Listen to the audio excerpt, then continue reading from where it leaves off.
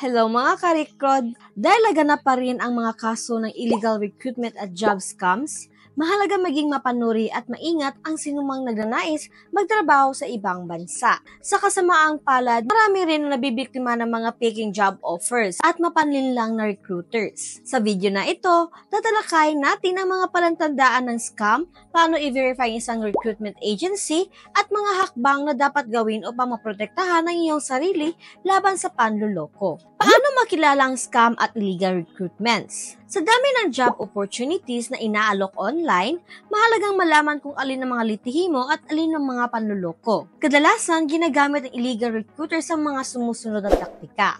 Biglaang job offers. Kung hindi ka nag-apply ngunit may nag-alok ng trabaho sa iyo sa pamamagitan ng email, social media, or text, magduda ka. Paunang bayad. Ang mga peking recruiters ay humihingi agad ng bayad para sa visa, processing fees o medical examination kahit wala pang malinaw na employer or kontrata.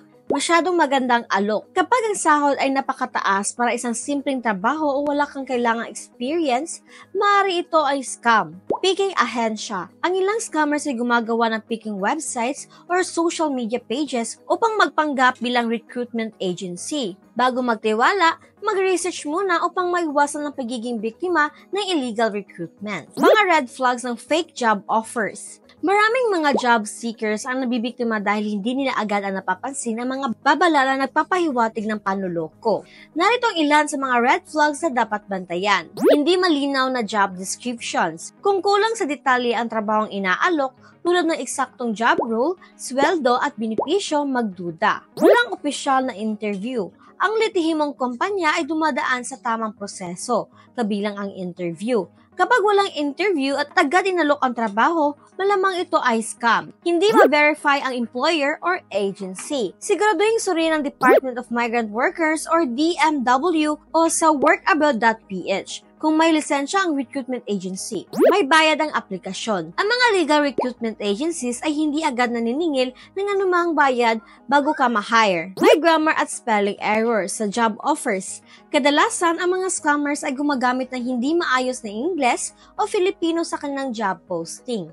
Kapag napansin ng alinman sa mga ito, huwag magmadali at i-verify muna ang legitimacy ng job offer. Paano i-verify ang recruitment agency at employer? Upang maiwasan ang panluloko, dapat tiyakin na rehistrado at legal ang recruitment agency na nag-aalok ng trabaho. Narito ang mga hakbang upang mag-verify. Suriin ang lisensya ng agency. Bisitahin ang opisyal na website ng DMW or dating POEA upang i-check kung accredited ang recruitment agency. I-contact ang employer. Tawagan o mag-email sa opisyal na contact details upang kumpirmahin kung talagang may job opening sila. Tignan ang reviews at feedback. Maghanap ng testimonya mula sa ibang aplikante na gumagamit ng serbisyo ng agency. Bisitahin ang opisina ng ahensya. Ang legal na recruitment agency ay may maayos na opisina. Hindi basta-basta nakikipagtransaksyon sa malls, coffee shops o pampublikong lugar. Sa pamamagitan ng pagsunod sa mga hakbang na ito, makakaiwas sa mga peking recruiters at employer. Paano protektahan ang iyong personal information? Maraming scammers ang gumagamit ng phishing tactics upang makuha ang passport details, bank information, at iba pang sensitibong impormasyon. Upang maiwasan ito, huwag magbigay ng personal impormasyon sa hindi verified na recruiters or website. Gumamit lamang ng trusted platforms tulad ng workabroad.ph, DMW licensed recruitment agencies. Iwasan ang pagpo-post ng masyadong maraming detalye sa social media tungkol sa iyong job applications. Maging maingat sa emails at job offers na humihingi ng password or iba pang confidential details. Ang personal na impormasyon ay isang mahalagang asset.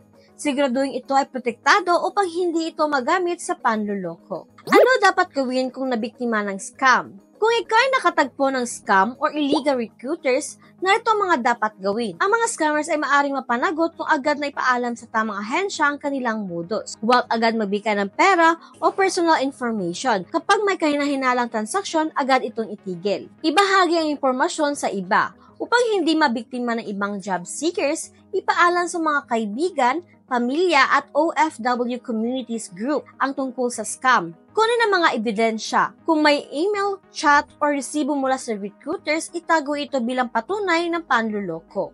Ang mabilis na aksyon at pagbabahagi ng impormasyon ay makakatulong sa ibang mga aplikante upang maiwasan ang parehong karahasan. Mga karikod, laging tandaan sa pamamagitan ng pagiging maingat, mapanuri at updated sa mga scam tactics, maiiwasan ang panluloko at makakasigurong litihin mo ang job opportunities na ina-applyan. Huwag magmadali, laging mag-research at iwasan ang anumang alok sa mukhang too good to be true. At yun lamang po mga karikrod, ang pagiging isang OFW ay isang malaking hakbang tungo sa mas magandang oportunidad. Ngunit, hindi dapat maging dahilan para malagay sa panganib ang inyong seguridad at pinaghirapang pera.